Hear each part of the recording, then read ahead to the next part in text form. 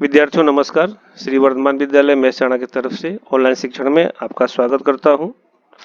विद्यार्थियों आज हम कक्षा 10 हिंदी क्षितिज भाग 2 और कविता नंबर 1 जिसका नाम है सूरदास का पद। इसके पहले हमने भाग 1 और भाग 2 में पद 1 और पद 2 के बारे में परिचय प्राप्त कर लिया है और आज इस भाग 3 में हम जो है पद नंबर 3 का परिचय प्राप्त करेंगे। तो कविता शुरू करने से पहले हम इस पद नंबर 3 का जो सार है वो सार जो आपको समझा देते हैं ताकि भावार्थ समझने में काफी आसानी रहे।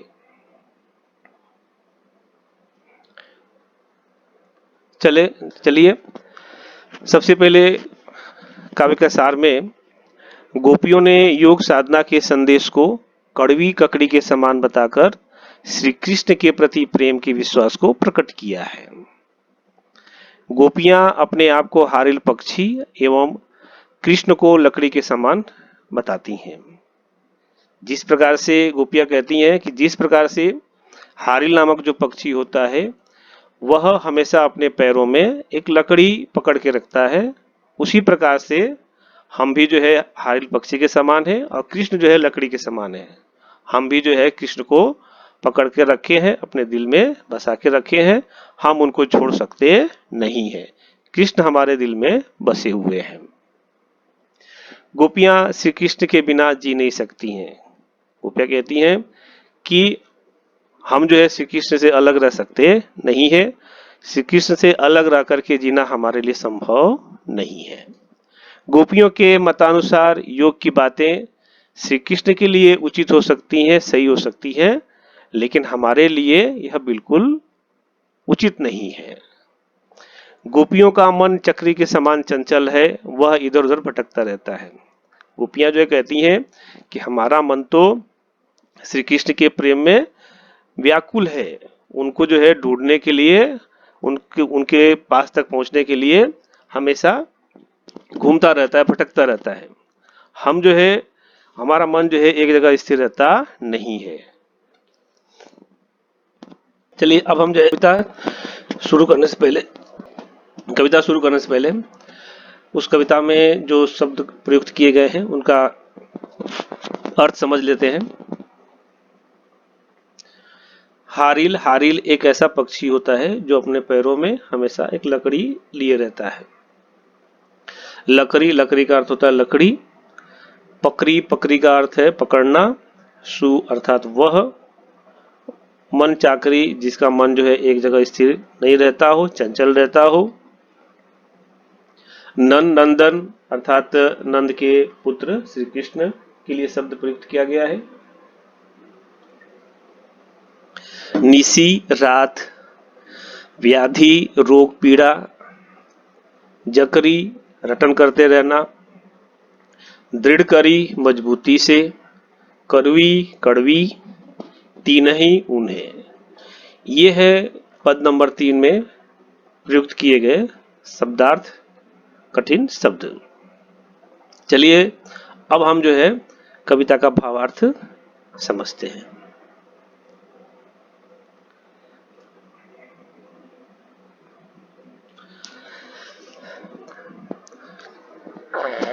चलिए अब कविता का पठन करते हैं और उसका भावार्थ समझते हैं। हमारे हरि हारिल की लकड़ी, मन क्रम वचन नन नंदन उर, यह दृढ़ करी पकड़ी। अर्थात हरि अर्थात कृष्ण, हारिल अर्थात हारिल पक्षी, लकड़ी अर्थात लकड़ी। मन क्रम और वचन से, नन नंदन अर्थात कृष्ण, उर अर्थात हृदय, दृढ़ अर्थात मजबूती से, करी अर्थात करना और पकड़ी मतलब पकड़ना। अब जो है गोपियां उद्धव जी को कहती हैं या उद्धव जी को संबोधित करते हुए कहती हैं कि हे उद्धव जी, श्री कृष्ण हमारे लिए हारिल पक्षी की लकड़ी की तरह है जिन्हें हम छोड़ नहीं सकते हैं।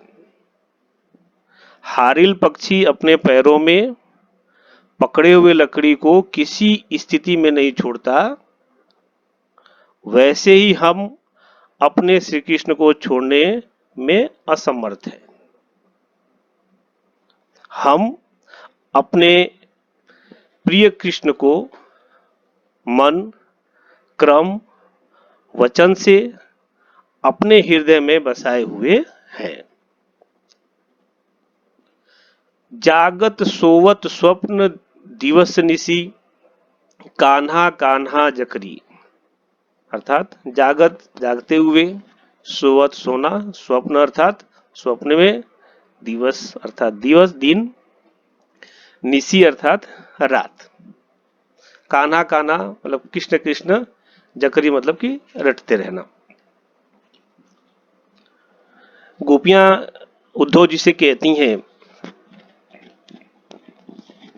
कि हे उद्धव जी, हम सोते जागते, स्वप्न में, दिन में, रात में सदैव श्री कृष्ण की रटन लगाए रहते हैं। सुनत जोग लागत है ऐसे, क्यों करई करुई ककरी। गोपियां उद्धव जी से कहती हैं कि सुनत अर्थात सुनना, जोग मतलब कि योग्य, लागत लगना, ऐसे ऐसा, ज्यों जैसे, कड़वी कड़वी ककरी मतलब काकड़ी। गोपियां उद्धव जी से कहती हैं कि हे उद्धव जी, आपके द्वारा जो योग संदेश लाया गया है या योग संदेश हमें सुना रहे हैं, वह योग संदेश हमारे लिए कड़वी ककड़ी की तरह प्रतीत होता है, जिसके प्रति किसी प्रकार की हमारे अंदर रुचि पैदा होती नहीं है। योग साधना तो हमारे लिए किसी काम का नहीं है। सूतो व्याधि हमको ले आए, देखी सुनी न करी। सु अर्थात वह, व्याधि मतलब कि रोग बढ़ाने वाला, हमको अर्थात हमको, ले आए मतलब कि लेकर के आए, सुनी अर्थात सुन करके। जिस प्रकार से आपके द्वारा यह योग संदेश लाया गया है, वह योग संदेश हमारे लिए रोग के समान है। उसको सुन करके हमारे अंदर पीड़ा पैदा हो रही है, दुख पैदा हो रहा है, रोग पैदा हो रहा है। ऐसा गोपियां उद्धव जी से कहती हैं और कहती हैं कि हे उद्धव जी, योग साधना तो हमारे लिए ऐसा रोग है जिसके बारे में न तो पहले कभी देखा है और ना कभी सुना है और ना ही कभी हमने भोगा है।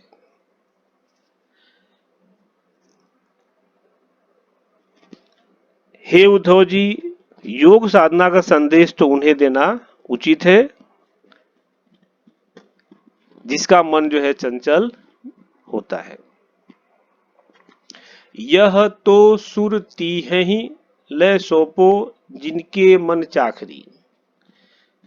सूरदास जी कहते हैं कि गोपियां उद्धव जी से कहती हैं कि हे उद्धव जी, यह योग साधना का जो संदेश है हमारे किसी काम का नहीं है, बल्कि यह हमारे अंदर रोग बढ़ाने वाला है, हमारे दुख को कम करने वाला नहीं है।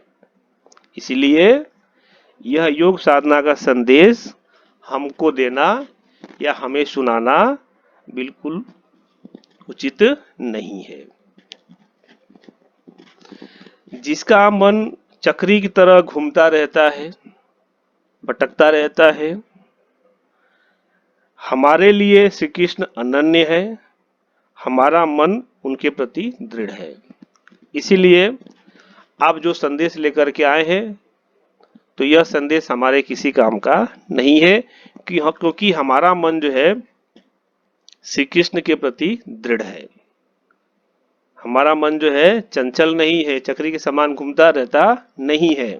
हमारा मन जो है बिल्कुल श्री कृष्ण के प्रेम में बिल्कुल दृढ़ हो चुका है।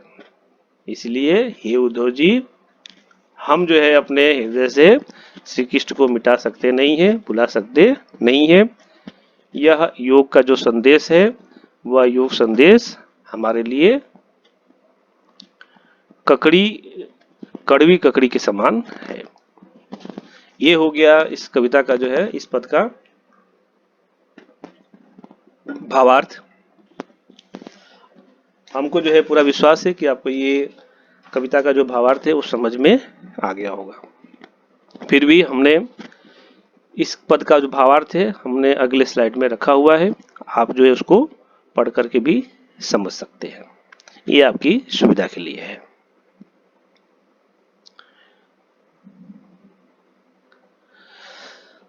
अब इस पद से संबंधित कुछ प्रश्न दिए गए हैं, वो प्रश्न जो है आपको अपने नोटबुक पे लिखना है। जैसे गोपियां हारिल की लकड़ी किसे कहती हैं और क्यों कहती हैं? तो गोपियां हारिल की लकड़ी श्री कृष्ण को कहती हैं क्योंकि जिस प्रकार से हारिल नामक जो पक्षी है वो अपने पैरों में हमेशा लकड़ी पकड़ के रखता है, उसी प्रकार से हम भी श्री कृष्ण को अपने हृदय में पकड़े हुए हैं, हम उनको छोड़ सकते नहीं हैं। गोपियां योग को किसके समान बताती हैं और क्यों बताती हैं? गोपियां योग को जो है कड़वी ककड़ी के समान बताती हैं क्योंकि जिस प्रकार से कड़वी ककड़ी खाने से जो है मन खराब हो जाता है, उसी प्रकार से गोपियों का मन जो प्रेम से भरा हुआ है वहां पर जो है योग संदेश को सुन करके उनका मन भी क्या हो जाता है, खराब हो जाता है। उद्धव जी ने जब योग संदेश उनको सुनाया तो वह योग संदेश जो है उनको ककड़ी के समान कड़वी लगती है, खराब लगती है।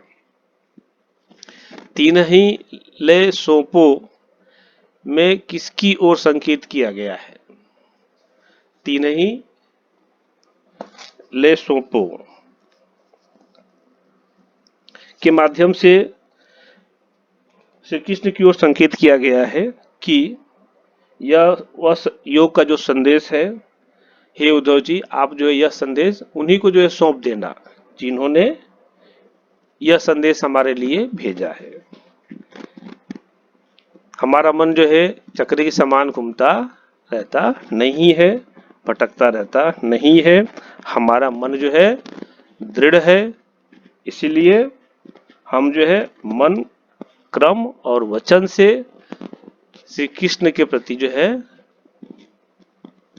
समर्पित है। इसलिए हमारे लिए यह संदेश किसी काम का नहीं है, यह योग संदेश जो है उन्हीं को ले जाकर के अर्थात श्री कृष्ण को ही सौंप देना उनकी तरफ संकेत किया गया है। गोपियों को योग कैसा लगता है और क्यों?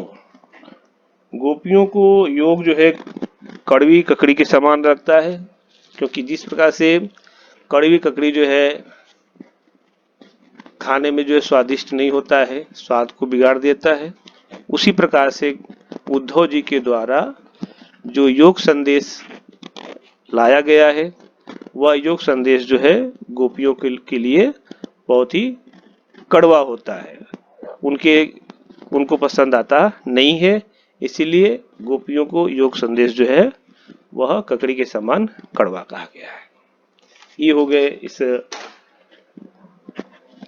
पद से संबंधित प्रश्न और उसके जो है उत्तर।